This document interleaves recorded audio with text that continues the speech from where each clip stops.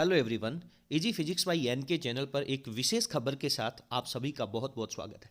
राजस्थान सरकार के गृह विभाग ने आज 9 जनवरी 2022 को कोविड-19 की नई गाइडलाइन जारी करी है, जिसका आदेश अभी आप लोगों के सामने सारी स्थितियां जो है वो क्लियर कर दी जाएंगी। पिछले कुछ दिनों से प्रदेश में कोविड के नए वेरिएंट ओमिक्रॉन के संक्रमण लगातार बढ़ते मामलों के रोकथाम और बचाव के लिए राज्य सरकार ने अलग अलग समय पर अलग अलग दिशा निर्देश जारी किए हैं और उनको लेकर के आज ये जो दिशा निर्देश जारी किए गए हैं, जो रूल रेगुलेशन हम लोगों के लिए बनाए गए हैं, उनके बारे में अपन चर्चा करने वाले हैं। इसके लिए वैक्सीनेशन की दोनों डोज लगवाई जाएं। बच्चों के वैक्सीनेशन हेतु जो शैक्षणिक संस्थान हैं उनमें वैक्सीनेशन के कैंप आयोजित किए जा रहे हैं और जो योग्य विद्यार्थी हैं 15 वर्ष से अधिक आयु के, उनकी वैक्सीनेशन जो है वो विद्यालयों के अंदर लगाई जा चुकी है, अधिकांश स्थितियों में लगाई जा चुकी है। शैक्षणिक गतिविधियों के संबंध में क्या नए निर्देश हैं उनको हम यहाँ पे तैयार करने वाले हैं, पढ़ने वाले हैं। कोरोना संक्रमण में निरंतर वृद्धि के मद्देनजर परामर्श दिया जाता है कि बच्चों को जहाँ तक संभव हो सके 15 वर्ष के बच्चों को घर पर रहकर ही अध्ययन करवाएं। ये सभी अभिभावकों से अनुरोध किया गया है कि अगर संभव हो तो 15 वर्ष से कम आयु के जो बच्चे हैं उनको घर पर ही रखा जाए।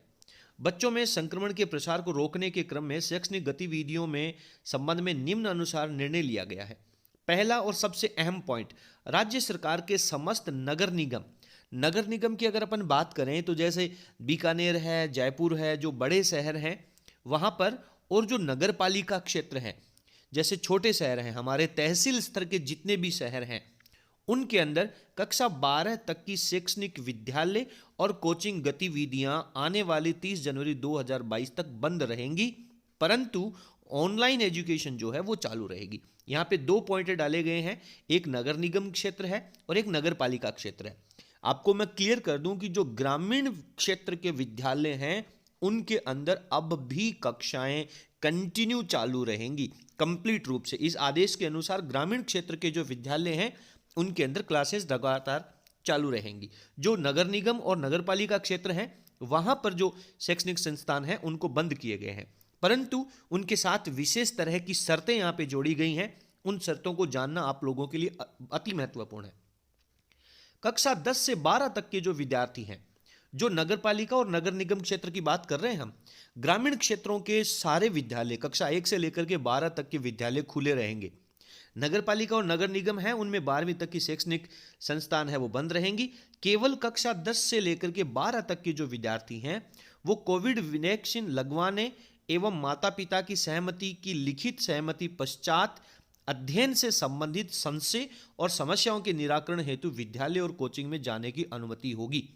जिन बच्चों को अभी कोविड की वैक्सीनेशन नहीं हुई है, आपके विद्यालय के अंदर कोविड का शेड्यूल दिया गया है कि मंडे को या ट्यूसडे को आपका वैक्सीनेशन होगा, उसके लिए या फिर 10वीं और 12वीं के जो बोर्ड स्टूडेंट हैं वो अपनी समस्याओं के समाधान के लिए कोचिंग संस्थान जाने के लिए अनुमति उनके पास होगी। लेकिन इससे पहले आप लोगों को लिखित सहमति अपने अभिभावकों से लेनी होगी। कॉलेज एजुकेशन को लेकर के दूसरा पॉइंट डाला गया है कि प्रदेश के महाविद्यालय और विश्वविद्यालय की जो शैक्षणिक और कोचिंग गतिविधियां हैं वो संचालित रखी जा सकेंगी, वो कंटिन्यू रहेंगी, चालू रहेंगी। सभी संस्थानों के द्वारा यह सुनिश्चित किया जाएगा कि बैठक व्यवस्था में छात्रों के द्वारा कोविड उपयुक्त व्यवहार, 2 गज की दूरी, मास्क का अनिवार्य उपयोग एवं बार बार सैनिटाइजेशन की अनुपालना सुनिश्चित की जाए। और यदि जिन संस्थानों में ऐसा संभव नहीं हो उन संस्थाओं में रोटेशन के आधार पर 50% छात्रों की ही उपस्थिति रखी जाएगी।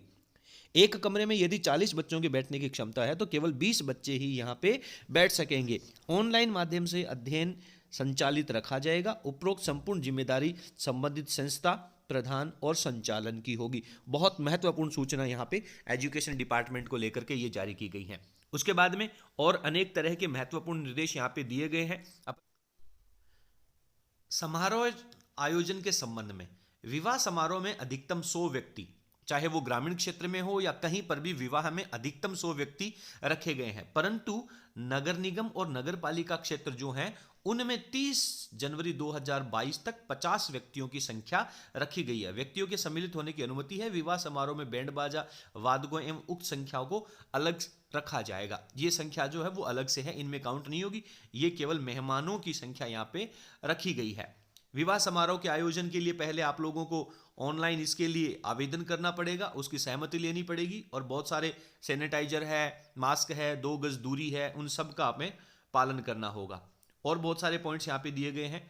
अंत्योष्टि के अंदर या अंतिम संस्कार के अंदर अधिकतम 20 लोगों के जाने की अनुमति होगी, इससे ज़्यादा लोग यहाँ पे नहीं जा सकेंगे। और भी बहुत सारे निर्देश यहाँ पे दिए गए हैं, वो सब आप लोग इस PDF के अंदर पढ़ लेना।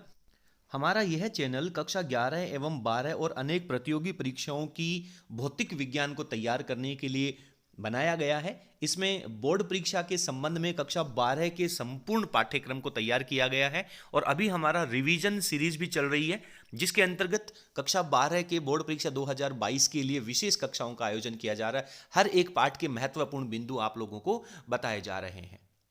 के अंदर हमारे व्हाट्सएप ग्रुप के अंदर आप लोगों को उपलब्ध हो जाएगी, जिसका लिंक नीचे डिस्क्रिप्शन में दिया गया है। चलिए, बहुत बहुत धन्यवाद। यदि आपको हमारी यह जानकारी समझ में आई हो, पसंद आई हो, तो प्लीज़ वीडियो को लाइक करें और इसे अपने सभी फ्रेंड्स के साथ शेयर करें। बहुत बहुत धन्यवाद। Thank you.